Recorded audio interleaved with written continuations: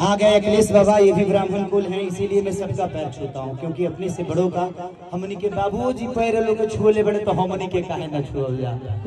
अरे दुनिया में सबसे ज्यादा इज्जत लठिए वाला करता है, पंडित जी लोग है। तो बाबा ने बहुत सुंदर सुंदर गाना, इनसे मेरी मुलाकात एक विवादित गाना से हुआ था कि गोरी तोरी चुनरी बझली कौआ जाने मारे लहंगाई लखनऊआ।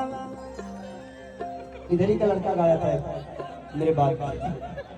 और बाबा ने लिखा उसके बाद बहुत सारे गाना बाबा ने मेरे लिखा। भतीजा भतीजा तोर माइयो जिंदाबाद, तोर मौसियो जिंदाबाद। हाँ सबका आगे जाइए थे। और बाबा ने अभी मेरा छठ चार लिखा है, बहुत सुंदर सुंदर, इनके कंपनी से भी ये गाया है,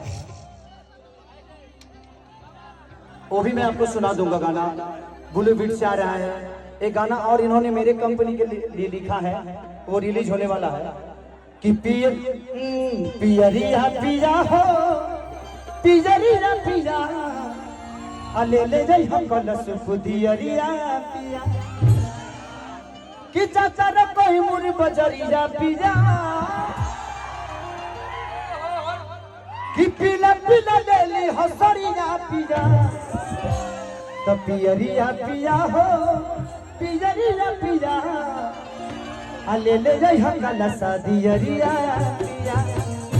ये गाना में एगो चैनल है फालतू एंटरटेनमेंट, उसी से रिलीज होने वाला है आप लोग को बहुत जल्दी। थैंक यू सो मच बाबा, इतना सारा प्यार और आशीर्वाद देने के लिए।